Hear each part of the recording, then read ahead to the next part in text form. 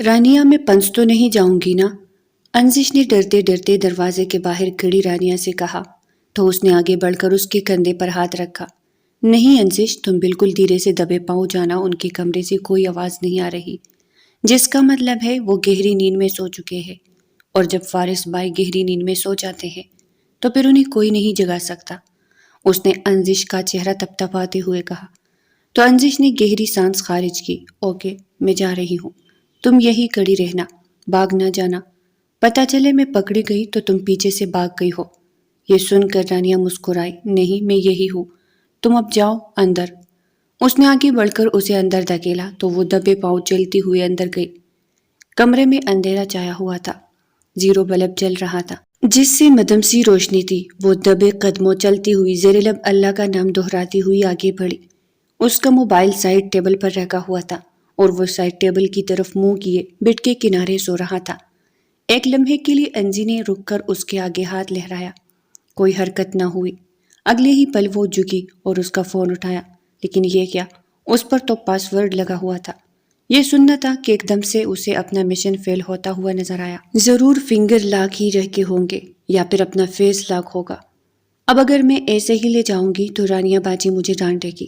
ایک کام کرتی ہوں، میں پہلے پاس ورڈ کھولنے کی کوشش کرتی ہوں۔ یہ سوچ ذہن میں آتے ہی اس نے خود کو داد دی اور نہ سمجھی میں پہلے بے سود سوئے فارس کے ماتھے پر آئے بال ہٹائے تاکہ وہ فون کھول سکے، لیکن یہ تو سوئے ہوئے ہیں، ان کی آنکھیں کھولو گی تو اٹھ جائیں گے۔ اسے اچانک سے خیال آیا، مجھے لگتا ہے فنگر لاک بھی رکھا ہوا ہوگا، آخر کو وکیل ہے، ایک سے نہ کھلے دوسرے سے، دوسرے سے نہ کھلے تیسرے سے، اس نے اپنے ذہن میں سوچا، اور اگلے ہی پل اس کا ہاتھ تلاش کرنے لگی، لیکن وہ اپنے دونوں ہاتھ کا تکیہ بھی نہ کر فارس نے اپنے گالوں کے نیچے رکھا ہوا تھا اور ان پر سو رہا تھا۔ اف، اب کیا ہوگا؟ وہ سیدھی ہوئی، لیکن اگلے ہی لمحے اس نے فارس کو حرکت دینے کی کوشش کی۔ اسے ذرا سا ہٹایا تو وہ اس کے ہٹنے پر اسی طرف مڑ گیا جہاں اس نے ہٹایا تھا۔ آنکھیں نہیں کھولی، مطلب گہری نیند میں سو رہے ہیں۔ اس کا ہاتھ گالوں کے نیچے سے آزاد ہو گیا۔ اب میں ان کا انگوٹھا اٹھا کر یہاں رکھ دیتی ہوں، کھل ہی جائے گا۔ اگلے ہی پل وہ جھکی اور ہاتھ کا انگوٹھا پکڑ کر جیسے ہی موبائل پر رکھنے لگی، ایک جھٹکے سے فارس کی آنکھیں کھلی۔ اس کے بال فارس کے چہرے پر تھے، جس سے اٹھتی خوبصورت سی مہک نے فارس کے نتنوں میں گھس کر اسے اپنی آنکھیں کھولنے پر مجبور کر دیا تھا۔ اگلے ہی پل وہ اسے کمر سے پکڑ کر بیڈ پر پٹک گیا، اور جیسے ہی آنکھیں کھول کر دیکھا تو یہ دیکھ کر حیران ہوا کہ وہاں انزی تھی، جو پٹی پٹی نگاہوں سے خوفزدہ انداز میں اسے دیکھ رہی تھی۔ تم یہاں کیا کر رہی ہو؟ فارس نے اپنی آنکھیں میچ کر بند کی اور دوبارہ سے کھول کر اسے دیکھا۔ فارس کو یقین نہیں آ رہا تھا کہ وہ اس وقت اس کے کمرے میں کیا کر رہی ہے۔ اگلے ہی پل اس نے اس کے دونوں ہاتھوں کو دیکھا جو اس نے سینے پر باندھے ہوئے تھے، جس میں فارس کا موبائل تھا۔ موبائل؟ میرا موبائل تم نے کیوں اٹھایا ہے؟ ایک جھٹکے سے وہ اسے بازو سے پکڑ کر کھڑا کر گیا اور اس کے ہاتھ سے موبائل لیا۔ میں وہ لگا رکھی ہے، چوری کرنے آئی تھی تم میرا موبائل؟ اس نے آنکھیں نکال کر اس سے پوچھا تو وہ رونے لگی۔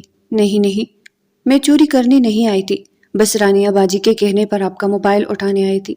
اچھا، تو تمہیں رانیہ نے کہا اور تم بے وقوفوں کی طرح اس کی بات پر عمل کر کے کسی نامحرم کے کمرے میں رات کے 2 بجے قدم رکھ چکی۔ عقل ہے تمہارے اندر یا نہیں؟ گاس چڑھنے چلی گئی ہے۔ یہ سننا تھا کہ اس کی آنکھوں سے بھل بھل آنسو گرتے رہے، لیکن فارس کا غصہ اس کے آنسو دیکھ کر بھی کم نہ ہوا۔ اب یہاں کڑی کڑی میرے سامنے میرے موبائل چوری کرنے پر روتی ہی رہو گی یا پھر جانے کا قصد کرو گی؟ یہ سننا تھا کہ اس کے جسم میں حرکت ہوئی۔ وہ جیسے ہی جانے لگی تو فارس نے اگلے ہی لمحے اسے کلائی سے پکڑا اور اپنی طرف کھینچا کہ وہ اس کے سینے سے جا لگی۔ انزی کا دل زور سے دھڑکا اور اس کے دھڑکنے کی آواز فارس کو باقاعدہ طور پر اپنے کانوں میں سنائی دی۔ آئندہ اگر ایسا کیا تو تمہیں پنکھے سے الٹا لٹکا دوں گا، آئی سمجھ؟ غٹراتے ہوئے اس نے اس کے کان میں کہا اور ایک جھٹکے سے اسے دھکا دیا۔ اب یہاں کھڑے کھڑے میرا منہ نہ دیکھو، دفع ہو جاؤ، اس سے پہلے کہ میں اپنے کہے پر عمل کر لوں۔ اس کا غصہ کم ہونے کا نام ہی نہیں لے رہا تھا۔ انزی ایک جھٹکے سے اس سے الگ ہوئی اور تقریباً بھاگتے ہوئے کمرے سے باہر نکل گئی۔ اگلے ہی پل اس نے فون کی طرف دیکھا، بھلا رانیہ کو میرے فون سے کیا کام ہے؟ وہ سوچ کر رہ گیا۔ رانیہ ایسی لڑکی نہیں تھی، لیکن اگر وہ فارس کا فون چرانے کے لیے انزی کو اندر بھیج سکتی تھی تو ضرور کوئی کام ہوگا، لیکن کیا؟ وہ سوچ کر رہ گیا۔ فارس حسن ملک نامور وکیل تھا، اور اس وقت اس نے اپنے ہاتھوں میں ایک ایسا کیس لے رکھا تھا جو بڑے سے بڑا وکیل بھی حل نہ کر سکا۔ اب تمام نظریں اسی پر تھی۔ ایک مشہور سیاستدان کی بیٹی پر اٹیمپٹ ٹو مرڈر کیس تھا جس سے اسے حل کرنا تھا، اور جس کی وجہ سے اس پر بہت دباؤ تھا۔ اس کیس کے سارے ثبوت بھی اس فون میں موجود تھے۔ اس وجہ سے رات کے اس پہر بھی اس کی آنکھ کھل گئی۔ اگر آنکھ نہ کھلتی تو کیا ہوتا؟ یہ سوچ کر اس نے اپنے موبائل کا ڈیٹا ٹرانسفر کرنے کے لیے رکھ دیا۔ وہ اب ایک USB میں ٹرانسفر کر رہا تھا۔ نہیں چاہتا تھا کہ اس کیس میں جو پیش رفت ہو رہی ہے وہ رک جائے اور دشمن کو غلبہ حاصل ہو۔ انہی سوچوں میں ڈوبا وہ ڈیٹا ٹرانسفر کرنے لگا، لیکن اسے ابھی تک سمجھ نہیں آ سکی تھی کہ رانیہ کا ان تمام چیزوں سے کیا کام ہے۔ رانیہ کمرے میں ادھر سے ادھر ٹہل رہی تھی کہ جب اچانک سے دروازہ کھلا اور روٹی ہوئی انزی کمرے میں داخل ہوئی۔ کیا ہوا انزش؟ تم رو کیوں رہی ہو؟ کام ہوا کہ نہیں؟ اس نے بے چینی سے پوچھا تو انزش نے نفی میں سر ہلایا۔ کام تو کیا ہی ہونا تھا۔ وہ اٹھ گئے اور مجھے بری طرح ڈانٹ دیا۔ میں نے تو موبائل اٹھا لیا تھا، لیکن کیا؟ انزش، اگر اٹھا لیا تو فوراً سے بھاگ کر باہر آ جانا تھا نا۔ وہ انتہائی دل برداشتہ سے ہو کر وہی صوفے پر بیٹھ گئی اور ناخن چبانے لگی۔ پاس ورڈ لگا ہوا تھا نا، میں نے سوچا ان کا فنگر پرنٹ ہوگا تو ہاتھ کا انگوٹھا لگا کر پاس ورڈ کھول لوں۔ یہ سننا تھا کہ رانیہ نے اپنا سر ہی پیٹ ڈالا۔ کیا کرتی ہو تم بھی یار؟ پاس ورڈ مجھے پتا تھا، تمہیں اتنا سا کام بولا تھا وہ بھی تم سے نہیں ہوا۔ مجھے ڈانٹا ہے فارس بھائی نے، اس نے منہ بسور کر کہا۔ تو رانیہ کو اس پر رحم آ گیا۔ ٹھیک ہے، کوئی بات نہیں، اگلی بار میں اٹھاؤں گی تو فوراً سے اٹھا کر لے آؤں گی۔ پاسورڈ تو تمہیں پتہ ہی ہوگا نا۔ اگلی بار اب نہیں اٹھا پائیں گے کیونکہ فارس بھائی پہلے سے زیادہ محتاط ہو جائیں گے۔ یہ آخری موقع تھا۔ خیر کوئی بات نہیں، تم رو مت، سو جاؤ۔ اسی دوران اس کے موبائل پر فون آنے لگا تو رانیہ نے اسے بیڈ پر جانے کا کہا اور خود اپنے کمرے میں چلی آئی۔ کیسی ہو جانے من؟ آواز سنتے ہی ایک دم سے اس کا دل زور سے دھڑک اٹھا۔ میں ٹھیک ہوں۔ اب بتاؤ کام ہوا یا نہیں؟ امید کرتا ہوں کہ خوشی کی خبر سناؤ گے۔ یہ سننا تھا کہ رانیہ کی آنکھوں سے آنسو بہنے لگے۔ نہیں، خوشی کی خبر نہیں ہے۔ میں ان کا موبائل نہیں اٹھا سکی، وہاں سے سارے ثبوت نہیں مٹا سکی، مجھے معاف کر دو۔ یہ سننا تھا کہ مقابل کی مٹھیاں بھیج گئی اور اس نے انتہائی غصیلی آواز میں کہا، تمہارے پاس صرف ایک موقع ہے، کسی بھی طرح سے مجھے ثبوت لا کر دو تو میں انہیں خود اپنے ہاتھوں سے ختم کروں گا، اور بس یہ آخری موقع جانو، ورنہ کیا کریں گے آپ؟ وہ خوفزدہ سے لہجے میں کہہ کر کانپنے لگی۔ وہی کروں گا جو تم نے سوچا ہوا ہے، تمہاری تصویریں لیک کر دوں گا، پھر تم کسی کو منہ دکھانے لائق نہیں بچو گی۔ یہ سننا تھا کہ اس کے ہاتھ سے موبائل ٹوٹ کر گر گیا اور وہ وہی زمین پر بیٹھ کر رونے لگی۔ رانیہ یہ تم نے کیا کر دیا؟ وہ اس وقت کوسنے لگی جب اس نے چند کمزور لمحات میں بہک کر اپنا آپ خرم کے حوالے کر دیا تھا۔ وہ نہیں جانتی تھی کہ یہ کمزوریاں اور بہکاوے اس کی زندگی میں کیا رنگ لائیں گے۔ وہ یونیورسٹی سے نکل رہی تھی کہ جب ایک گاڑی آ کر اس کے سامنے رکی اور اسے دروازہ کھول کر اندر کھینچ لیا۔ وہ تڑپتی ہی رہ گئی۔ پھر جب نگاہیں اٹھا کر دیکھا تو خرم درانی سینے پر بازو لپیٹ کر اسے دیکھ کر مسکرا رہا تھا۔ آپ یہاں کیوں آئے؟ اور آپ نے مجھے گاٹھی میں اس طرح اغوا کیوں کیا؟ وہ خوفزدہ سی کہنے لگی، میں نے تمہیں اغوا نہیں کیا جانے من، تم نے مجھے تڑپا کر رکھا ہوا ہے۔ تم سے ایک ملاقات کرنا چاہتا تھا، اس لیے ایسا کام کیا۔ وہ اس سے باتیں کرنے لگا۔ رانیہ کے چہرے پر مسکراہٹ بکھر گئی۔ چاہتا ہوں کہ تمہارے ساتھ حسین وقت گزاروں، لیکن میں گھر میں کسی کو بتا کر نہیں آئی ہوں۔ اس نے احتجاج کیا۔ کوئی بات نہیں، میں تمہارا زیادہ وقت نہیں لوں گا، کافی دن ہو گئے ہیں تمہیں دیکھتے ہوئے، اس لیے کچھ لمحات گزارنا چاہتا ہوں۔ وہ اسے ایک پلیٹ میں لے کر گیا۔ پلیٹ میں سناٹا دیکھ کر صحیح معنوں میں رانیہ کا ماتھا ٹھنکا۔ وہ اس سے بے حد محبت کرتی تھی، لیکن مرد کی تنہائی میں تیسرا ساتھی شیطان ہوتا ہے۔ رانیہ کو اس وقت اپنے آپ سے بھی خوف محسوس ہونے لگا۔ آپ مجھے یہاں کیوں لائے ہیں؟ وہ کانپتے ہوئے پوچھنے لگی۔ تاکہ تم مجھے میری محبت کا ثبوت دو۔ بتاؤ کتنی محبت کرتی ہو مجھ سے؟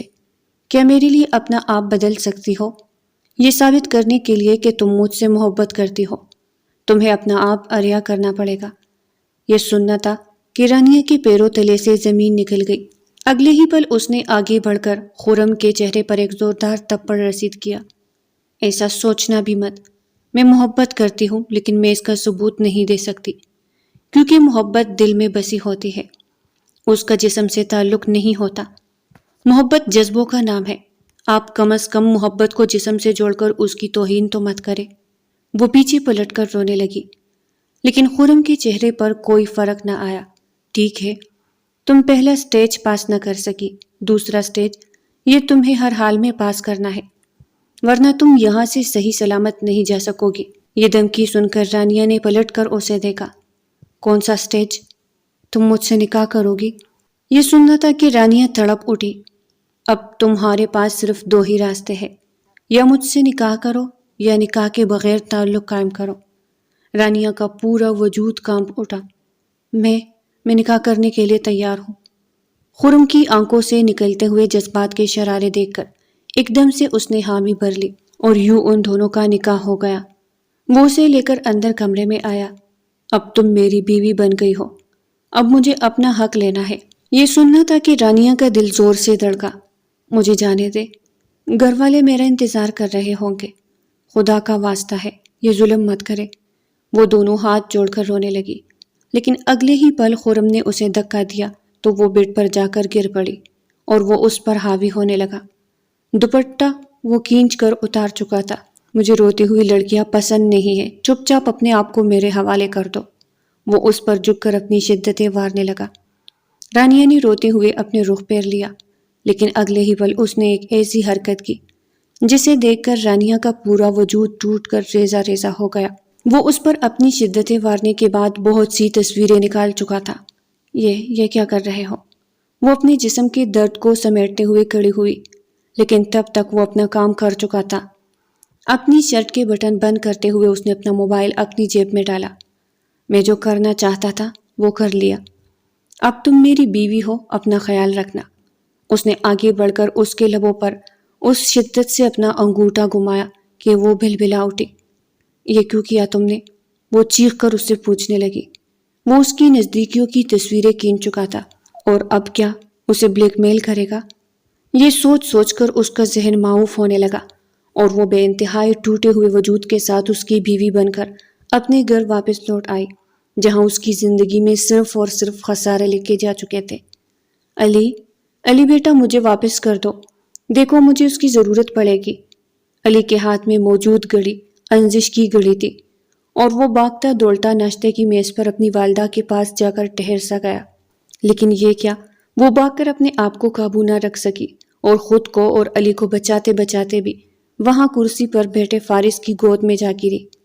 ایک لمحے کے لیے تو اسے یقین ہی نہیں آیا کہ کیا ہوا ہے۔ فارس نے اسے کمر سے تام کر روک لیا۔ اگر وہ ایسا نہ کرتا تو وہ دونوں ایک ساتھ زمین پر گر جاتے۔ آنکھیں ہیں یا بٹن؟ آنکھیں کھول کر نہیں چل سکتی تم؟ اندھی ہو گئی ہو کیا؟ بے شرموں کی طرح جب دیکھو ادھر گرتی ہو ادھر گرتی ہو، کبھی تو اپنے آپ کو سنبھال لیا کرو۔ یہ تربیت کی ہے میں نے تمہاری۔ اس سے پہلے کہ وہ فارس سے الگ ہوتی، وہاں ناشتہ دیتی زاہدہ بیگم کے منہ سے زہر برسنے لگا۔ انہوں نے ایک جھٹکے سے اسے وہاں سے دور کھڑا کیا اور ایک زوردار تھپڑ رسید کیا۔ فارس نے بے اختیار درد سے اپنی آنکھیں میچ لی۔ جانتا تھا کہ وہ بچکانہ ذہن کی ہے، لیکن چچی جان کا اپنی سوتیلی بیٹی پر یوں تشدد کرنا اسے ایک آنکھ نہ بھایا تھا۔ جواباً اسے انزش کی رونے کی آواز سنائی دی تو اس کا دل جیسے کسی نے مٹھی میں لے لیا۔ وہ ضبط سے وہاں بیٹھا رہا۔ امی، یہ کیا کر دیا آپ نے؟ رانیہ فوراً سے اس کے دفاع کے لیے آگے آئی۔ تم چپ کرو، تمہاری وجہ سے یہ اتنا زیادہ پھیل گئی ہے، نہ دن دیکھتی ہے نہ رات دیکھتی ہے، بس پاگلوں کی طرح ادھر ادھر دوڑے چلی جاتی ہے۔ اسے کہو اوقات میں رہا کرے۔ انہوں نے انگلی اٹھا کر رانیہ کو بھی ڈانٹ دیا۔ امی پلیز، وہ رو رہی ہے۔ چلو تم اندر چلو۔ رانیہ نے آگے بڑھ کر اپنی سوتیلی بہن انزش کو تھاما اور اسے لے کر کمرے میں آ گئی۔ اچھا تم رونا بند کرو، اس نے انتہائی برے دل کے ساتھ اپنی سوتیلی بہن کی گال پر اپنی ماں کی 5 انگلیوں کے نشان دیکھے۔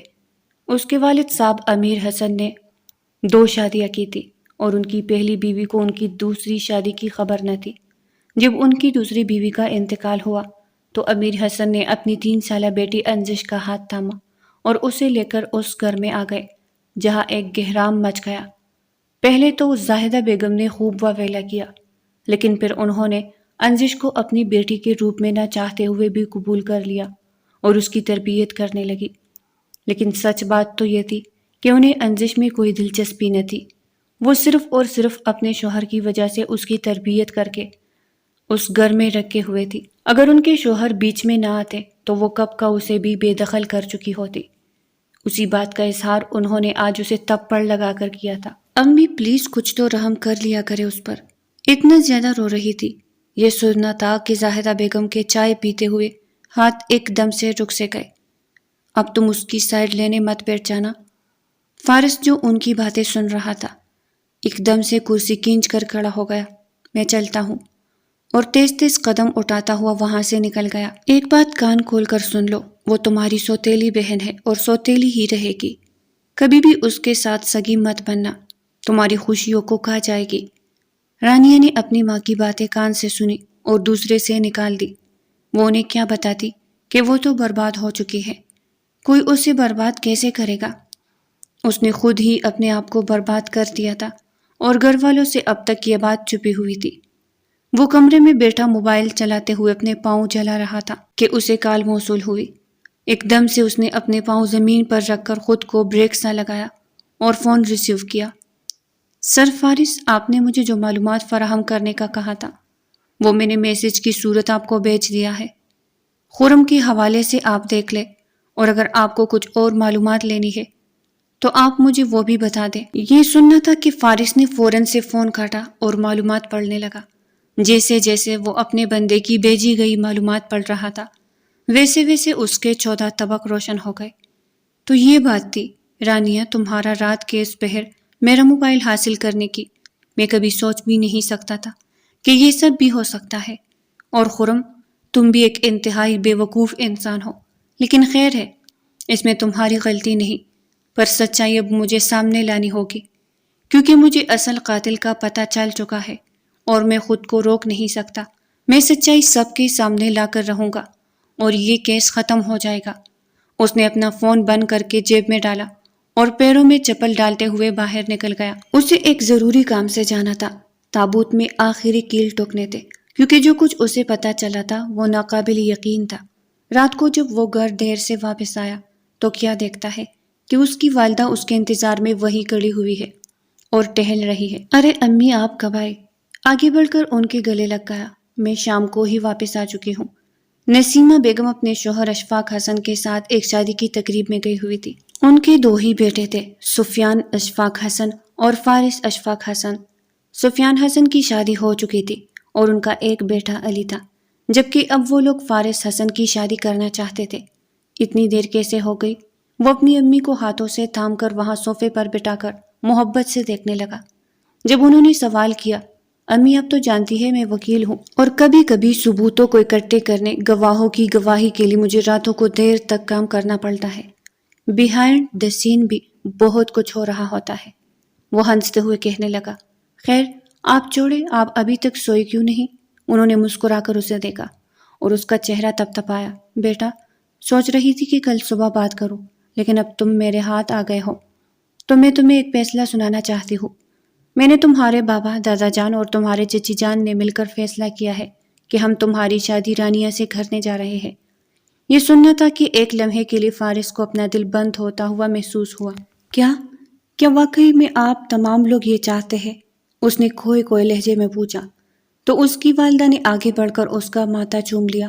ہاں بیٹا، اب میں چاہتی ہوں کہ تمہارے فرض سے بھی سبق دوش ہو جاؤں، اور رانیہ تو بچپن سے تمہارے نام پر بیٹھی ہوئی ہے۔ میں چاہتی ہوں کہ اب اس رشتے کو باقاعدہ کوئی نام مل جائے۔ فارس کو اپنے ہاتھوں کے طوطے الٹے ہوئے دکھائی دیے۔ اس نے خالی خالی نگاہوں سے اپنی والدہ کی طرف دیکھا، لیکن کچھ بھی نہ کہا، کیونکہ اب اس کے پاس کہنے کو کچھ بچا ہی نہیں تھا۔ اس نے اپنے سب کچھ حالات اور وقت کے دائرے پر چھوڑ دیا۔ اس کی آنکھوں کے سامنے معصوم سی انجش کا چہرہ ابھرنے لگا، جو صرف 18 سال کی تھی، کم عمر تھی۔ جسے ہر کوئی بیوقوف بنا کر اپنا کام نکلواتا تھا، وہ اس کے دل میں کب جگہ بنا چکی تھی، اس سے خود بھی خبر نہ ہوئی۔ آج اسے اس بات کا ادراک تب ہوا جب اس کی والدہ نے اس کے لیے انزش کا نام لینے کے بجائے رانیہ کا نام لیا، تو اسے شدت سے احساس ہوا کہ وہ اس سے محبت کرتا ہے، پر اب کچھ بھی نہیں ہو سکتا تھا۔ اس نے اپنی والدہ کے فیصلے کے آگے سر جھکا دیا۔ واٹ؟ یہ کیا کہہ رہی ہے آپ امی؟ یہ نہیں ہو سکتا۔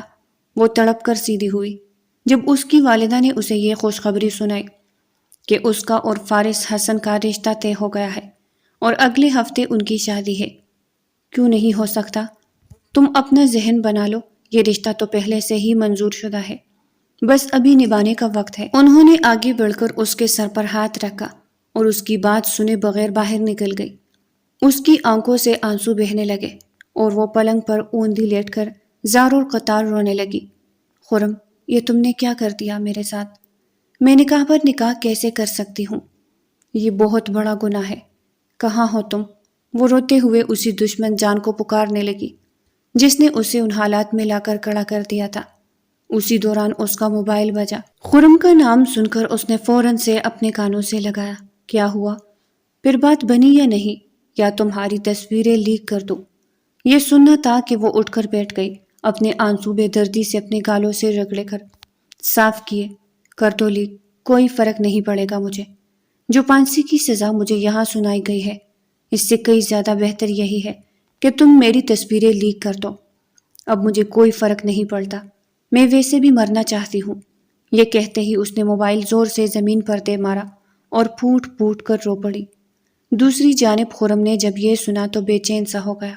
مجھے معاف کر دو رانیہ، لیکن میں تمہارے لیے کچھ بھی نہیں کر سکتا۔ میں تمہارا مجرم ہوں، لیکن میں مجبور ہوں۔ اس کی پلکیں بھیگ گئی اور اگلے ہی پل اس نے موبائل ایک طرف ڈال دیا، اس بات سے بے خبر تھا کہ رانیہ کے رونے کا، بلکنے کا، تڑپنے کا درد اور اس کی وجہ سے وہ ناواقف تھا کہ اس کی شادی فارس سے ہونے جا رہی ہے۔ کاش تمہیں پتہ چل جائے خرم میں کس اذیت سے گزر رہی ہوں۔ اس نے روتے ہوئے اپنے آنسو صاف کیے۔ میں نے خود کو حالات کے دائرے پر چھوڑ دیا ہے، اب جو ہوگا دیکھا جائے گا۔ یہ میرے انہی کمزور لمحات کی سزا ہے جو میرے سامنے آ رہی ہے۔ روتے ہوئے رانیہ نے سوچا اور اپنی آنکھیں بند کر لی۔ آج جمعے کا دن تھا اور آج رانیہ اور فارس کا نکاح تھا۔ انزش نے بھی خوبصورت سا مہرون رنگ کا فراک پہنا ہوا تھا۔ وہ تیار ہو کر اپنے کمرے سے نیچے اتر رہی تھی کہ جب اسے ملازمہ راشدہ نے ایک پارسل پکڑایا۔ یہ فارس بابا کے نام پر آیا ہے، آپ کمرے میں پہنچ جاتے، مجھے کچن میں بہت کام ہے۔ ملازمہ نے عجلت دکھائی تو اس نے وہ پارسل تھام لیا اور ڈرتے ہوئے کمرے میں داخل ہوئی۔ اسے فارس سے ویسے بھی بہت ڈر لگتا تھا، اور پھر اس دن کے بعد سے جب اس نے رات میں اس کا موبائل اٹھانا چاہا، اور پھر اگلے دن جب وہ اس کے گود میں گری، تب سے وہ اس سے کتراتی پھر رہی تھی۔ آج تو اس کی شادی بھی تھی۔ وہ دروازہ بجاتے ہوئے اندر داخل ہوئی، لیکن کمرے میں کوئی بھی نہیں تھا۔ شاید وہ بات لے رہا تھا۔ ملازمہ نے کہا تھا کہ یہ پارسل فارس کے ہاتھ میں پکڑا دیجیے گا، لیکن اس نے سائڈ ٹیبل پر رکھا اور جیسے ہی مڑنے لگی تو اپنی عادت سے مجبور ہو کر وہاں بجنے والا فون اپنے کان سے لگا بیٹھی، جہاں کسی لڑکی کا نام دکھائی دے رہا تھا۔ ہیلو، کون ہے آپ؟ اسی لمحے فارس واش روم سے نکلا اور تیز تیز قدم اٹھاتے ہوئے اس کے بالکل پیچھے جا کر کھڑا ہو گیا۔ اگلے ہی لمحے انزش کو احساس ہوا کوئی اس کے بالکل پیچھے کھڑا ہے۔ جیسے ہی وہ مڑی، وہ اس کے سینے سے جا لگی۔ فارس نے بھرپور مسکراہٹ کے ساتھ اس کے چہرے کو اپنے دل میں اتارا تھا۔ آج بھی اس کے بالوں سے، اس کے وجود سے وہی خوشبو امڑ رہی تھی جو اس رات کو اس کے وجود سے اٹھ رہی تھی۔ تم یہاں میرے کمرے میں کیا کر رہی ہو؟ اس کے کان کے قریب جھکا اور سرگوشہ نما انداز میں کہنے لگا، میں تو یہاں آپ کو پارسل دینے آئی تھی۔ سچ مچ قسم اٹھا لے، میں نے کچھ بھی نہیں کیا ہے، جاسوسی بھی نہیں کی۔ یہ سننا تھا کہ وہ تھوڑا پیچھے ہٹا۔ انزش کا سانس بحال ہوا، ورنہ فارس کی آنکھوں میں جو کچھ دکھائی دے رہا تھا وہ انزش کے لیے بالکل انوکھا تھا۔ میں نے تم سے پوچھا کہ تم نے جاسوسی کی ہے، ویسے ہو تم ایک نمبر کی جاسوسا، کیا ضرورت تھی موبائل اٹھانے کی؟ ہاں؟ اس نے آگے بڑھ کر اس کا بازو زور سے تھاما تو اس کی آنکھوں میں آنسو دکھائی دینے لگے۔ اگلے ہی لمحے فارس ہنس پڑا۔ اب یہ اتنا خوبصورت میک اپ تم اپنی آنکھوں سے خراب کر لو گی۔ جاؤ جاؤ، بابا کچھ نہیں کہتا تمہیں۔ ایک تو الٹے کام کرتی ہو، اوپر سے اگر کچھ کہتے تو بھل بھل آنسو بھی تمہارے فوراً سے نکل آتے ہیں۔ وہ جیسے ہی پیچھے کی طرف ہٹا تو وہ ایک دم سے اس کی سائڈ سے نکل کر کمرے سے باہر جانے لگی۔ لیکن یہ کیا؟ اس کے ہاتھ میں موجود بریسلٹ اس کے لیے باتھ روب میں بری طرح الجھ گیا تھا۔ اگلے ہی پل انزش نے آگے بڑھ کر اپنا بریسلٹ ہی توڑ دیا اور اپنا فراق تامتے ہوئے تیزی سے باہر نکل گئی۔ ایک لمحے کے لیے فارس حیران رہ گیا اور دوسرے ہی لمحے اس کا زوردار کہکہا بلند ہوا جو انزش کو کمرے سے باہر نکلتے وقت بھی سنائی دیا تھا۔ فارس سفید شلوار قمیص میں ملبوس تھا۔ اسی دوران اس کا موبائل بجا۔ سر، خرم کی لوکیشن ٹریس ہو گئی ہے، وہ آپ کے گھر کی طرف ہی آ رہے ہیں۔ یہ سننا تھا کہ فارس کے چہرے پر مسکراہٹ بکھر گئی۔ آئیے آئیے خرم صاحب، آئیے، ہمیں آپ کی ہی تلاش تھی۔ آپ کے کیس میں آخری کیل ٹوکنے والا ہوں۔ آپ خود اپنے منہ سے سچ بتائیں گے اور اعتراف کریں گے کہ کیا سچ ہے اور کیا غلط۔ ویلکم ویلکم، جلدی سے آئیے، میں آپ کی راہوں میں پل کے بچھائے ہوئے ہوں۔ اس نے مسکراتے ہوئے باہر کی طرف قدم بڑھا دیے جہاں نکاح خواں کے پاس اسے لا کر بٹھا دیا گیا۔ وہ بار بار دروازے کی طرف دیکھ رہا تھا۔ اسی دوران رانیہ بھی سوجی ہوئی آنکھوں کے ساتھ مہرون رنگ کی میکسی پہنے ہچکیوں کے ساتھ روتی ہوئی چلی آ رہی تھی۔ اسے فارس کے برابر میں لا کر بٹھا دیا گیا۔ ایک دم سے فارس کے دل میں ایک درد سا اٹھا جس سے اس نے اپنی آنکھیں میچ کر دبا لیا۔ پھر جیسے ہی اس نے پلٹ کر دیکھا تو اس کے چہرے پر مسکراہٹ بکھر گئی۔ خرم تیزی سے چلتا ہوا اندر کی طرف داخل ہوا اور وہیں ٹھہر گیا۔ اس نے فارس کے برابر میں بیٹھی اپنی بیوی رانیہ کو دیکھا تھا۔ اسے دیکھتے ہی وہ بھی اپنی جگہ سے کھڑی ہو گئی۔ خرم، آپ آ گئے۔ اس کی آنکھوں سے بے تحاشا آنسو بہنے لگے۔ یہ نکاح نہیں ہو سکتا۔ خرم آگے بڑھا، کیونکہ میں اس لڑکی کا شوہر ہوں اور نکاح پر نکاح کرنا اسلام میں بہت بڑا گناہ ہے۔ آگے بڑھ کر اس نے پورے اعتماد کے ساتھ وہاں کھڑے تمام افراد سے کہا تو جیسے سب کو سانپ سونکھ گیا۔ یہ کیا کہہ رہے ہو؟ ہوش میں تو ہو؟ کون ہے یہ لڑکا؟ نکالو اسے یہاں سے۔ امیر حسن نے آگے بڑھ کر کہا تو خرم نے فوراً سے فارس کی طرف دیکھا۔ یہ بالکل ٹھیک کہہ رہا ہے چچا جان، خرم رانیہ کا شوہر ہے اور اس کا ثبوت میرے پاس موجود ہے۔ اس نے اپنے ہاتھ میں موجود نکاح نامہ لہرا کر سب کو دکھایا تو جیسے تمام لوگوں کو سانپ سونکھ گیا۔ اس نکاح کی کوئی اہمیت اور حقیقت نہیں ہے۔ ولی کے بغیر نکاح نہیں ہوتا، یہ نکاح باطل ہے۔ چچا جان نے غصے میں آگے بڑھ کر خرم کا گریبان پکڑ لیا۔ یہ جھوٹ بول رہا ہے، بہکا رہا ہے میری بیٹی کو، میں اس کی باتوں پر ایمان نہیں لاؤں گا۔ اگلے ہی پل انہوں نے اپنی بیٹی رانیہ کو دیکھا تو وہ زاروں قطار رو رہی تھی۔ ابو، یہی سچ ہے، یہ میرے شوہر ہے اور میں نکاح پر نکاح کا ظلم اور گناہ نہیں کر سکتی۔ یہ سننا تھا کہ امیر حسن ایک دم سے آگے بڑھے اور انہوں نے رانیہ کے چہرے پر زوردار تپڑ رسید کیا۔ اگلے ہی پل انہوں نے اس کے بال پکڑنے چاہے لیکن خرم ان کے درمیان آ گیا۔ خبردار، میری بیوی پر مزید ہاتھ مت اٹھائیے گا، اس کا شوہر بھی زندہ ہے اور اس پر یہ ظلم نہیں ہونے دے گا۔ یہ سننا تھا کہ رانیہ نے ششتر نگاہوں سے اپنے خرم کی طرف دیکھا۔ اسے بالکل بھی امید نہیں تھی کہ خرم یہاں آ کر اسے بچا لے گا اور وہ محفوظ ہو جائے گی۔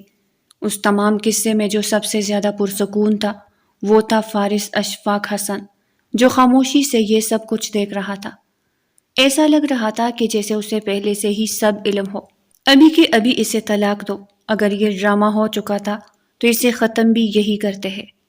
امیر حسن نے آگے بڑھ کر خرم کو مارنا چاہا تو ایک دم سے دادا جان نے انہیں ہاتھ اٹھانے سے روک دیا۔ خبردار، کوئی میرے پوتے پر ہاتھ نہیں اٹھائے گا۔ خرم میرا پوتا ہے اور اس کے نکاح میں گواہ کے طور پر شریک ہوا ہوں، تو ولی کے بغیر یہ نکاح باطل ہونے کا ڈونگ اور اعتراض یہی ختم ہو جاتا ہے۔ پوتا، یہ کیا کہہ رہے ہیں ابا جان؟ نسیمہ بیگم نے آگے بڑھ کر ان سے پوچھا تو انہوں نے اپنے بڑے بیٹے اشفاق حسن کی طرف اشارہ کیا۔ ہاں پوتا، تمہارے شوہر نے بھی دوسری شادی کر رکھی تھی، یہاں تک کہ اس کی بیوی کا انتقال ہو گیا اس نے تم سے ابھی تک یہ بات چھپائی ہے، اور اپنی اولاد کو کیسے چھپایا؟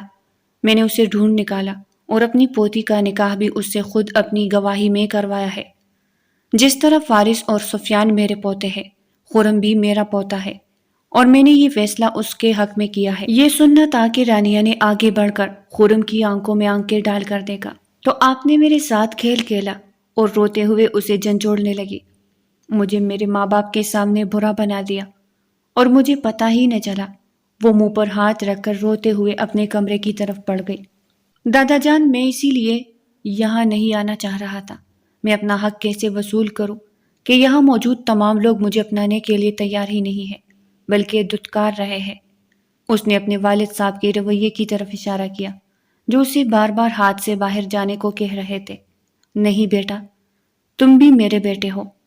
میرے شوہر نے مجھ سے بے وفائی کی، اپنی دوسری شادی کو چھپایا، نکاح کو چھپا کر رکھنا بھی گناہ ہی ہے، لیکن اس کی سزا تمہیں کیوں ملے؟ بیٹا، دادا جان اپنی جگہ بالکل ٹھیک ہے۔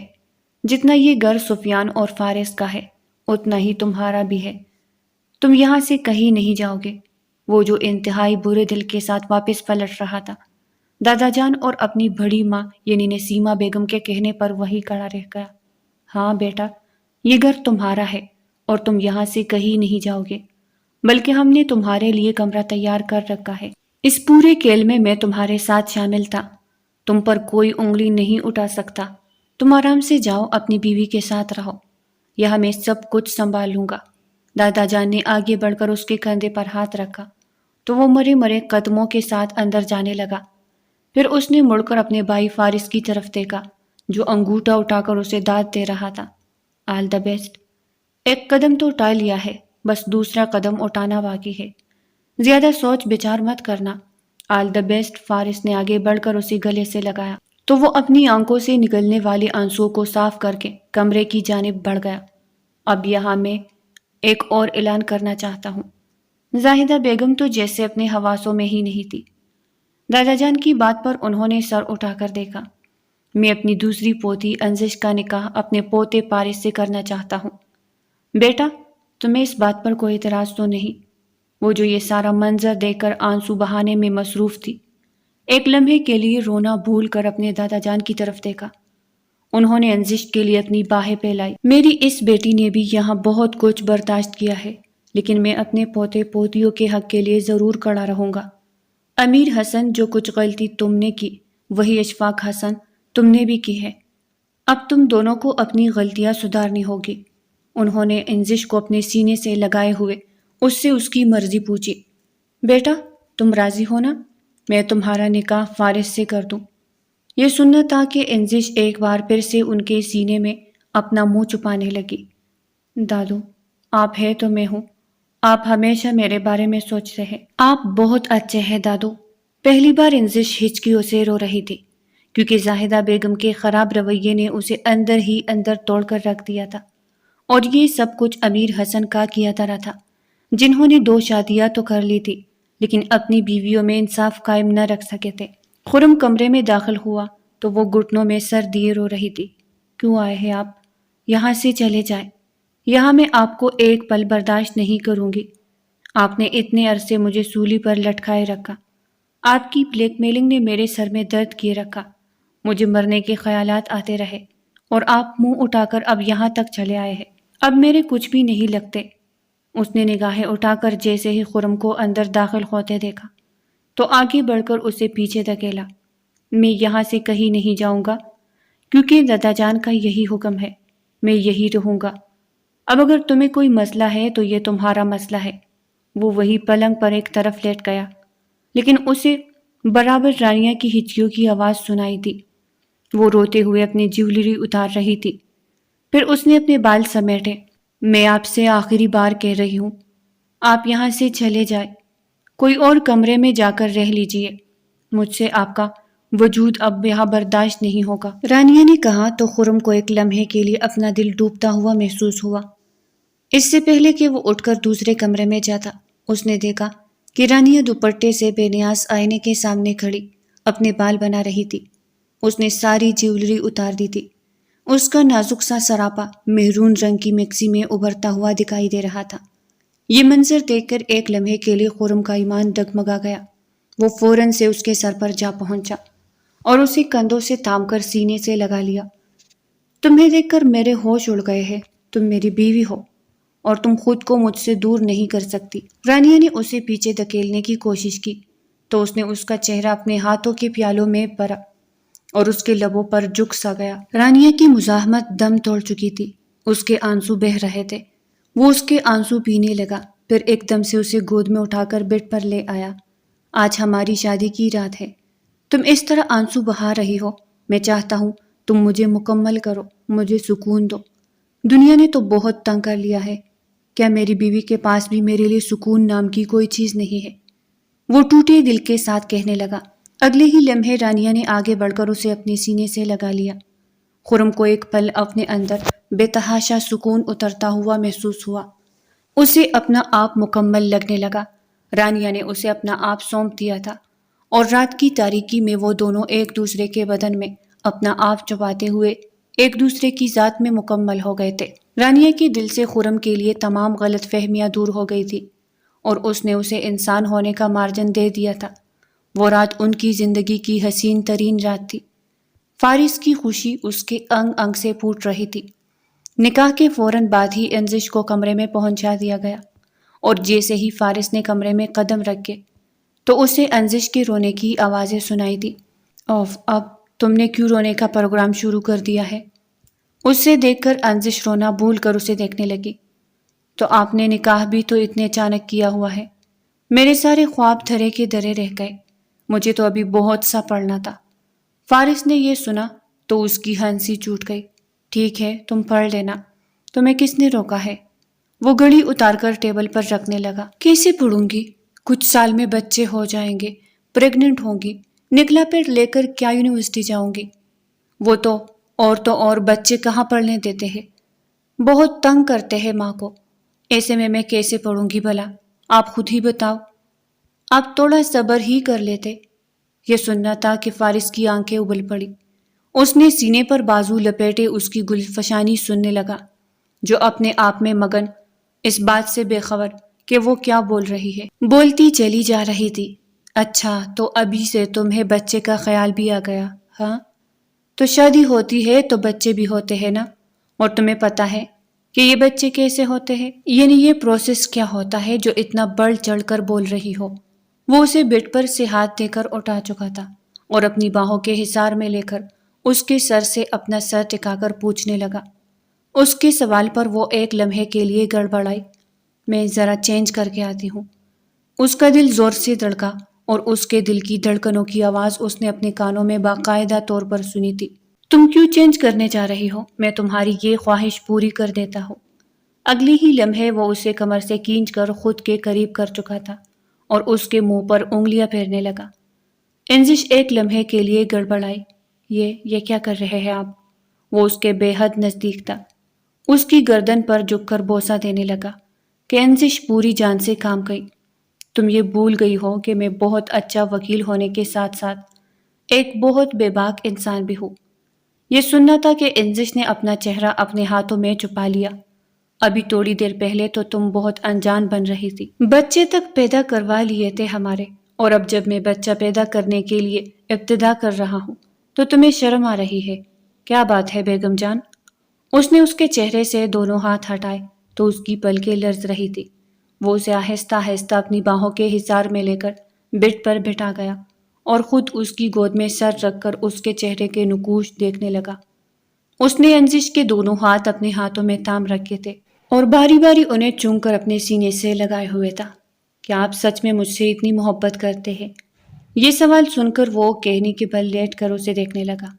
پھر اس نے ہاتھ آگے بڑھا کر اسے خود پر گرایا۔ انزش کا دل زور زور سے دھڑکنے لگا۔ تمہاری سوچ سے بھی زیادہ، اور ابھی تمہیں اس کو مظاہرہ بھی کر کے دکھاؤں گا۔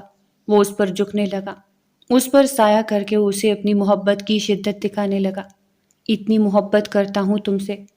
اس کے ماتھے کے بعد اس کی آنکھوں پر چومنے لگا اور پھر اس کے گالوں کو چومتے ہوئے جیسے ہی اس کے لبوں پر آیا تو انزش نے آگے بڑھ کر اسے اپنے باہوں کے حصار میں لے کر سینے سے لگا لیا۔ فارس کے چہرے پر دلکش مسکراہٹ بکھر گئی۔ یہ انزش کی طرف سے اسے قبول کرنے کا اعلان تھا۔ یہ رات ان دونوں کے لیے بہت خوبصورت ثابت ہونے والی تھی، کیونکہ وہ دونوں ایک دوسرے کو اپنا آپ سونپنے کے لیے بےتاب تھے۔ دونوں ایک دوسرے میں مدم ہو کر اپنی رات کو حسین بنا رہے تھے۔ پھر کیا سوچا آپ نے؟ خرم بھائی ناشتے کی میز پر فارس اس سے پوچھ رہا تھا۔ میں چاہتا ہوں کہ آپ کی ضمیر پر کوئی بوجھ نہ رہے، اس لیے آپ گواہی دے دیں، سب کچھ ٹھیک ہو جائے گا، یہ کیس بند ہو جائے گا اور مجرم کو اس کے کیے کی سزا ملے گی۔ اب سب کچھ آپ کے ہاتھ میں ہے۔ اس سیاستدان کی بیٹی کا اٹیمپٹ ٹو مرڈر آپ کے ماموں کے بیٹے رحم نے کروایا ہے۔ میں اچھی طرح جانتا ہوں آپ نے کیوں ان کے کیے کی سزا خود کو دی اور خود کو اس کیس میں نامزد ملزم قرار دے دیا ہے، وہ آہستہ آہستہ خرم سے کہہ رہا تھا۔ اس وقت وہاں انزش اور رانیہ کے علاوہ کوئی بھی موجود نہیں تھا۔ خرم، فارس بھائی ٹھیک کہہ رہے ہیں، آپ کو اس حوالے سے سوچنا چاہیے اور خود کو ان تمام چیزوں سے نکال لینا چاہیے۔ اب تو دادا جان بھی آپ کی مدد کے لیے تیار ہے، سب کچھ نئے سرے سے شروع کریں گے، آپ ہمت تو کیجیے۔ رانیہ نے اس کے کندھے پر ہاتھ رکھ کر اسے تسلی دی تو وہ گواہی کے لیے مان گیا، اور کیس کی سنوائی کے دوران اس نے یہ گواہی دے ڈالی کہ اس کے ماموں کا بیٹا راحم اصل مجرم ہے۔ بہت خوب، بہت اچھا صلہ دیا ہے تم نے مجھے۔ خرم، وہ عدالت سے باہر نکلا تو اس کے ماموں اس پر غرائے۔ بہت زیادہ احسان فراموش ہو تم، ہم نے تمہیں پال پوس کر بڑا کیا اور تم نے یہ صلہ دیا۔ خرم نے آگے بڑھ کر انہیں ایک فائل تھمائی۔ میں احسان فراموش نہیں ہوں، یہ میری کمپنی کے سارے حقوق آپ کے نام ہے جو میں نے آپ کی دولت سے بنائی تھی۔ بدلے میں اپنا وقار برقرار رکھنا چاہتا تھا اور خود پر یہ الزام نہیں لینا چاہتا۔ میں اس سفر سے شروع کر سکتا ہوں، لیکن عزت کے ساتھ آپ کو آپ کی یہ دولت مبارک ہو۔ آپ کا بہت شکریہ۔ آپ نے مجھے پالنے پوسنے میں میری ماں کی مدد کی، جو آپ کے ظلم و ستم کا شکار ہو کر اس دنیا سے ہی رخصت ہو گئی۔ اس نے اپنے ماموں جان کو حقیقت کا آئینہ دکھایا اور تیز تیز قدم اٹھاتا ہوا فارس کے ساتھ گاڑی میں جا کر بیٹھ گیا۔ فارس نے فخر سے اس کی طرف دیکھا۔ مجھے فخر ہے آپ پر بھائی، آپ نے ایک انتہائی اچھا فیصلہ کیا۔ اب گھر چلتے ہیں، وہاں تمام لوگ ہمارے منتظر ہیں، انہیں اچھی خبر سناتے ہیں۔ گھر پہنچتے ہی خرم کا استقبال سب سے پہلے رانیہ نے کیا تھا۔ وہ دوڑ کر اس کے گلے لگ گئی تھی۔ آپ ٹھیک ہیں نا؟ آپ بری ہو گئے ہیں نا؟ وہ اس کا چہرہ ہاتھوں میں لے کر چومنے لگی۔ خرم نے اسے اپنی باہوں کے حصار میں لے لیا۔ تمہاری محبت نے مجھ سے یہ سب کچھ کروایا ہے، ہماری محبت نے مجھے اتنی مضبوطی دی کہ میں یہ فیصلہ لینے میں کامیاب ہو گیا۔ وہ اسے باہوں کے حصار میں لے کر اپنے کمرے کی طرف بڑھ گیا، جبکہ انزش نے مسکرا کر اپنے وکیل شوہر کی طرف دیکھا۔ جیت گئے آپ، آخر مان گئے ہم آپ کو۔ 18 سال کی معصوم سی انزش نے اپنے وکیل شوہر کی تعریف کی تو فارس کے صبر کا پیمانہ لبریز ہو گیا۔ اس نے آگے بڑھ کر انزش کے لبوں پر محبت کی مہر ثبت کی تو وہ مسکرانے لگی، اور اگلے ہی لمحے وہ اس کے سینے میں سر چھپائے اس کے ہمراہ اپنے کمرے کی طرف بڑھ گئی کہ آج وہ تمام لوگ ایک بہت بڑے بوجھ سے آزاد ہو گئے تھے۔ جیت حق کی ہوئی تھی، محبت جیت گئی تھی، رشتے جیت گئے تھے، نفرت ہار گئی تھی۔ زندگی کھلی باہوں کے ساتھ خوشیوں کو ان کے دروازے کی دہلیز پر خوش آمدید کہہ رہی تھی۔ ظالم ہار گیا تھا اور مظلوم جیت گیا تھا۔ تو پیارے ریڈرز، آج کی ناول یہاں تک تھی۔ آج کی ناول اگر آپ کو پسند آئی ہو تو لائک کریں، چینل کو سبسکرائب کریں۔